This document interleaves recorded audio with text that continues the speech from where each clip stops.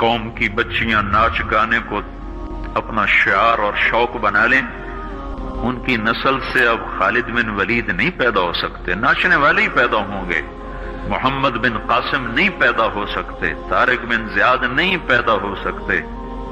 مجھے صلاح الدین یاد آیا اور میں بہت رویا۔ وہ بھی کسی ماں کا جنا ہی ہوا تھا۔ اس کے زمانے میں کرک، ایک ہمارے پاکستان میں کرک ہے، ایک اردن میں کرک ہے، اونچی پہاڑی پر وہ شہر ہے اور بڑا دشوار قلعہ ہے۔ اس پر ایک حکمران تھا عیسائی، اس کا نام تھا ریجنالڈ۔ تو کرک کے قریب سے قافلے گزرتے تھے حج کے، تو اس نے ایک دفعہ حاجیوں کے قافلے پہ حملہ کیا اور کہنے لگا بلاؤ اپنے محمد کو تمہاری مدد کرے، اور سارے حاجیوں کو تعطیق کر دیا۔ اور دوسری دفعہ اس نے بحری بیڑا تیار کی اور مدینے پر حملہ کرنے کے لیے وہ بندرگاہ تک پہنچا یمبو کی، لیکن موسمی حالات سازگار نہ تھے تو واپس ہو گیا۔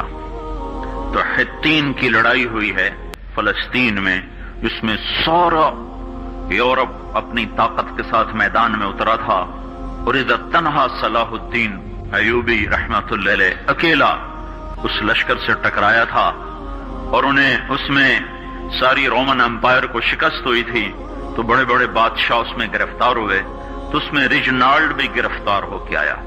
تو کوئی 12 بادشاہ تھے ریاستوں کے جو سامنے اس کے پیش کیے گئے، تو پیاس کی شدت سے سب کا برا حال تھا، تو صلاح الدین نے سب کو پانی پیش کیا، ریجنالڈ کو نہیں پیش کیا۔ تو یروشلم کا جو بادشاہ تھا ہمفرے، اس نے اپنا پانی بچا کے اس کو دیا۔ تو صلاح الدین نے کہا یہ پانی تو دے رہا ہے، میں نہیں دے رہا ہوں۔ اسلام میں یہ ہے جب کسی کو پانی پلا دو تو اس پہ تم ہاتھ نہیں اٹھا سکتے، یہ امن کی نشانی ہے۔ تو صلاح الدین نے فوراً اسے کہا یہ پانی تو نے دیا، میں نے نہیں دیا۔ تو پھر انہوں نے ریجنالڈ کو اسلام کی دعوت دی کہ تو مسلمان ہو جا، میں تجھے دعوت دیتا ہوں۔ اس نے انکار کر دیا، کہا میں نہیں ہوتا۔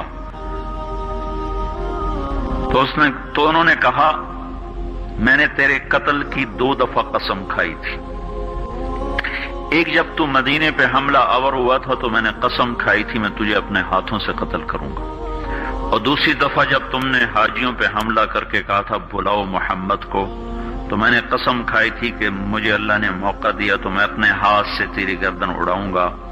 آج محمد کا ادنا غلام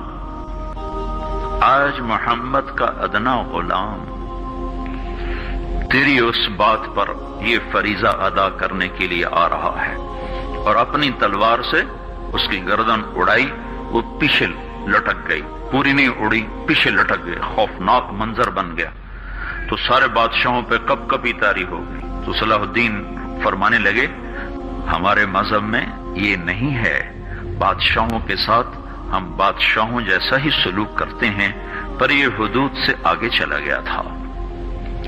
اب مجھے یہ قصہ بھولا ہوا تھا، مجھے انہی حادثوں میں، انہی ہنگاموں میں وہ یاد آیا، تو بعد تنہائیوں میں بیٹھ کے بے بسی کے آنسو بہہ جاتے ہیں، اور اس کے سوا کوئی چارہ نہیں ہے۔ ہماری ساری نسل موسیقی میں ڈوب چکی ہے، جو بدن سرتال پہ تھرکتے ہوں، جو بدن موسیقی کے اوپر ہلتے ہوں، رقص میں آتے ہوں، ان پہ کانٹے ہی اگیں گے، ان پہ صلاح الدین کا پھول نہیں اگ سکتا، ان میں محمد بن قاسم کے پھول نہیں اگ سکتے۔ بانجھ ہو گئی ہے ہماری نسل، اور یہ یورپ کا سحر ہے جو چل گیا ہے، ہماری بے بسی ہے، ہماری بے بسی ہے۔ میں تو بس منت ہی کروں گا اپنے آپ کو پہچانو، اپنی ہستی حیثیت کو پہچانو، اپنی نسبت بدلو۔